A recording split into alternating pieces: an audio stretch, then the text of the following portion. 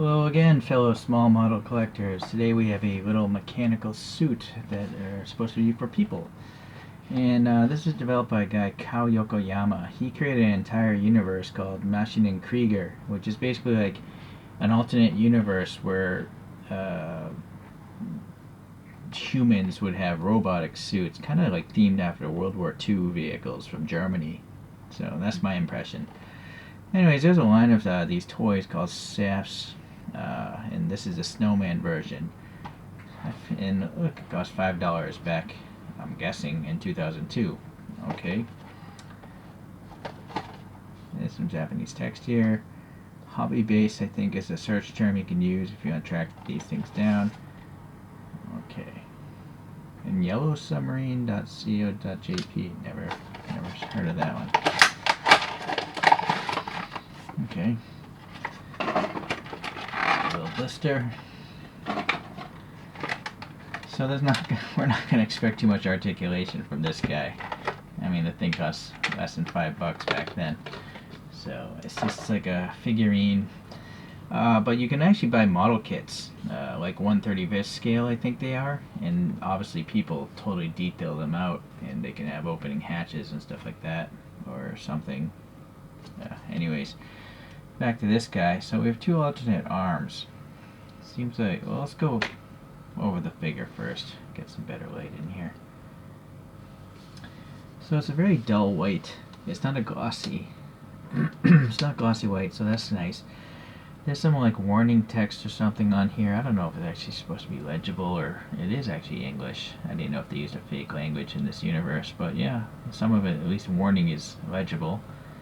I don't know if this is like paint weathering. I think so. Maybe it's like a light paint wash or something. This thing's got like a carrot nose or something. And then here's the hatch for the person, but obviously it's not going to open on a toy this small. Some panel details here. Some nice printing. I think maybe it's like a squadron number or something. It's tampo printed, no decals, all this stuff, so that's good. The printing is paint, not plastic. Little hand detail here. Same hand over here. Ribbing here, same printing. Nice red warning there. Some sort of black paint here. I think this is the engine, maybe that pumps fresh air and helps the thing move. And I'm not sure if these things are powered by air or hydraulics or what, but we got some tubes coming from the torso into the shins. And then some rubber texture here, but they don't move or anything like that. So it's a little unfair being zoomed in there, but yeah, it's not bad, you know, for the price. These little shoulder pads are rigid, so keep that in mind. Don't just pull it out because you'll break this off. So I gotta carefully. Well, you know what? Before I just go experimenting, let's look at these things. All right, so there's a peg going into the body, and so this is, I think, is like a flamethrower arm, and it's got printing on it as well. Some black, warning red or something. Oh, maybe it's a laser. Like a laser warning symbol. So this could be a laser. And then what is this? Maybe this is the machine gun or perhaps a flamethrower. Not sure why I would have that little bump there, but this one's got a little tube on it also, so that's kind of neat. The tube is quite flexible. But the arm really isn't flexible. So that's weird. I have a feeling it's all the same plastic, but this is really rigid over here. Maybe it's not the same plastic. This, I didn't even notice. This one also has a tube. Do these have tubes? No. So that's interesting. These arms don't have tubes. The bicep area is actually totally different. Right? So these are smooth biceps. These are like textured biceps, and there's more rubber, you know, showing through on these two. So that's interesting. You can get like 3 or 4 different appearances just by switching 1 or 2 arms out. But why is this guy slanted? Look at.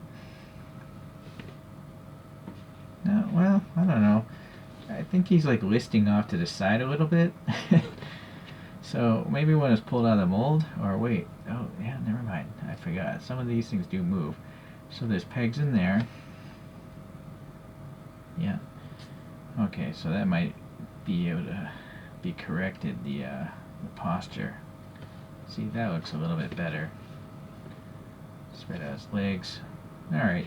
He stands pretty well, actually, considering he is top heavy. But the feet are big enough and flat enough that it stands. If it really bothers you, you can like sticky putty it to like a clear piece of packaging plastic. Alright. Now, let's try to get this arm out. Knowing it's a peg, I just gotta wiggle. That one doesn't want to come out. Oh, boy. The problem is the design isn't very good. You see, the arm is colliding with this body. So you can't rotate the arm. So I'm having a hard time getting that peg loose because I can't swing it left and right to loosen the peg. Yeah, I don't know if the paint stuck. Wait, I think I broke the paint. There's definitely some movement. I'm trying to pull. There we go. I think I got it out, but I'm worried about this shoulder pad breaking off. So I gotta torque it out. There we go. So it's painted black in here, so that's nice. Hides a lot of the stuff. So this is this side of the arm, but oh, okay. No, wait. Are they both? Yeah, I think they're both meant for this side. So we have 3 arms for the left side of the person or robot. This arm doesn't really swap out. What do you think? Let's go with the laser module. I feel if this thing was in the snow, it'd be cool to have a laser melting your enemies away. I'm trying to get that peg in there. Okay. Alright. Yeah, alright, well, it's interesting, because it's different. I see, so that tube is just kind of resting up in there somewhere. Interesting. Okay.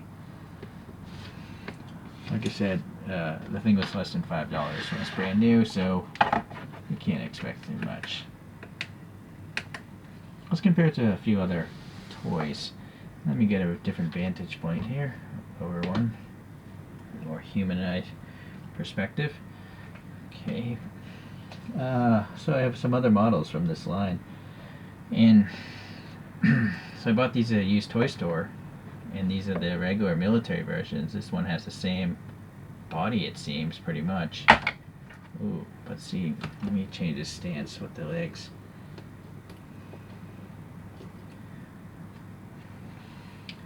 The tubes here. Yeah, they're supposed to go up in here, but, well, I'm not going to do that right now. So, yeah, that guy wants to fall over. Then they have another one where the cockpit is open.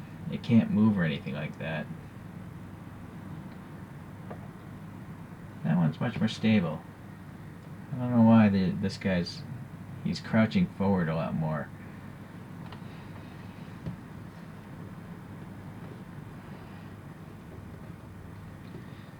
Maybe putting the legs closer together might make it better. Nope, made it worse.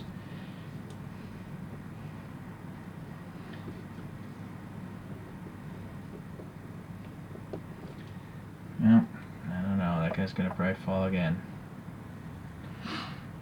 Alright, so now I got this construction SAFS, or SAFS.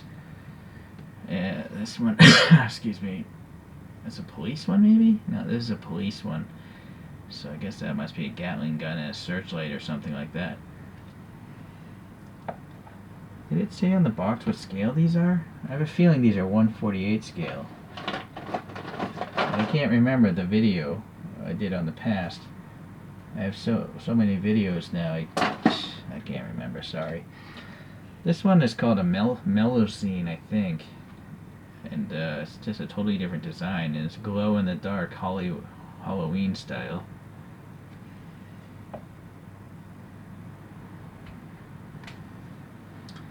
Yeah, not very stable. Okay, maybe I will have to back out the camera because I want to put some other scales on here. Alright, so 1/48 scale. We have this thing, it's called a Scope Dog. It's by Takara Tomitech. They have a line called Actic Gear. And these are the coolest little miniature action figures, because the cockpit opens. There's like there's a driver in this thing. If I could get it open. Granted, he's not painted or anything like that. You could go and paint the guy. And then the thing will actually transform into like a landing mode, so the cockpit's lowered to the ground. And just articulation all over the place. So these are really great. So this is basically a walking tank. So if this is 1/48 scale, this has to be a bigger scale. Maybe this is 1/35 scale, because this is like supposed to be a human inside of this whole thing. Whereas this guy, the human's only in the cockpit, this little section here. I'm gonna get these wobbly ones out. Actually, so I built a model kit of the prototype SAFS. So the prototype has a human and just looking through a window, whereas the regular one is fully armored in the front. Some fake war or something. So this model kit I had to paint. I did a video on this one, and I have the salt chipping weathering effect, where salt gets chipped away and it literally shows different layers and colors of paint. So that was alright. I actually forgot I had it. It took me a while to build that. And obviously it's a different scale. 1/20th maybe? I apologize, I can't remember. Alright, one last other random thing. This is a Bandai model kit, and it's a astromech droid from the Star Wars universe. And I weathered it like there's no tomorrow. And so it's quite huge. Unfortunately, these turntables are not smooth. I have like 3 or 4 different brands, and none of them are smooth. So, I'm afraid this really doesn't fit into anything. All 4 of these are totally different scales, but they are kind of robots, so I just thought I'd just throw it out there, you know. If you don't care about scale, you just want to have different robots and stuff like that. Okay. Alright, well, this wasn't a really expensive toy, so I'm not really bothered by the lack of articulation.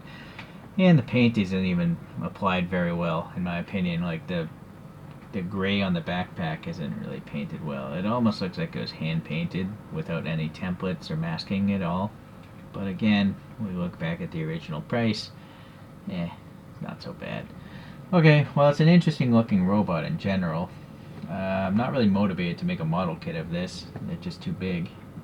But this little guy is fun for me to have. So I guess I'll see you the next time I get some sort of small robot in the collection. See you later, guys.